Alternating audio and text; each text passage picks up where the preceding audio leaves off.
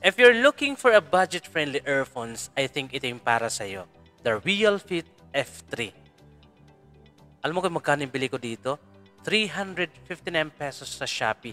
At hindi lang siya budget-friendly dahil mayroon siyang noise reduction. So ito lang naman yung usual na laman niya. Type-C charging cable, free buds, and the earphone itself. Paano nga ba i-connect yung earphones dun sa phone natin? All you have to do is download an application or scan the QR code found in the documentation.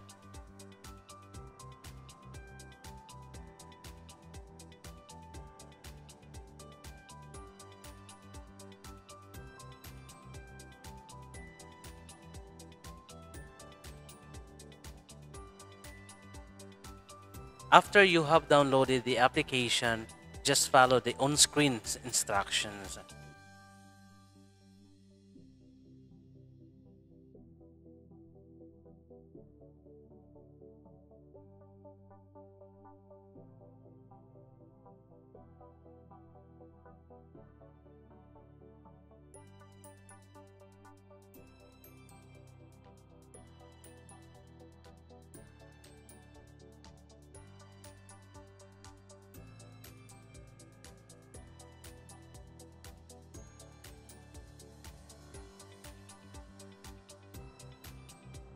Kung bubuksan natin yung application, makikita natin yung kanyang 3 modes.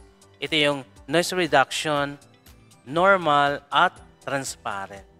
Sa noise reduction, wala kang madidinig na anything from your surroundings.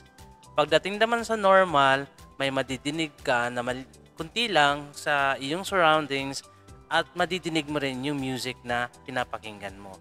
Doon sa transparent, yun yung mga tipong kung gusto mong madinig pa rin yung mga surroundings mo at the same time nakikinig ka sa music na pinapakinggan mo. Yung game mode naman para sa mga gamers, para immersive yung kanilang experience. At meron ding equalizer. Sa equalizer naman, you can choose from default, popular, dance, classical, jazz, at slow song. Or meron ding customize. If you want to customize your listening experience, pwede yun.